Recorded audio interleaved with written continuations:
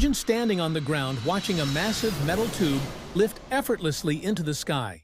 How does that even work? From today's 2-Minute Aviation, we will talk about how planes fly. Airplanes fly mainly depend on 4 key forces: lift, weight, thrust, and drag. Lift is what pulls the plane upward, and it's generated by the wings. Weight pulls the plane down, thanks to gravity. Thrust pushes the plane forward, and it's controlled by the jet engines. And the last one is drag, which resists the plane's motion caused by air friction.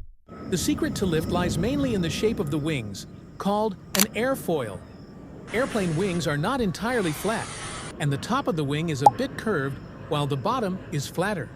As the plane moves forward, air flows faster over the curved top, and it reduces the number of air molecules on the top, which will eventually lower the pressure above the wings, but the pressure below the wing remains higher.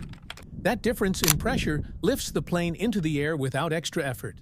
Also, engines, whether jet turbines or propellers, generate thrust, pushing the plane forward fast enough to allow the wings to create this lift.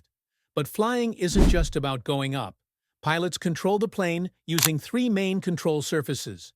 Ailerons on the wings tilt the plane left or right, elevators on the tail control the pitch up and down motion, and the rudder helps steer left or right, and it is called yaw.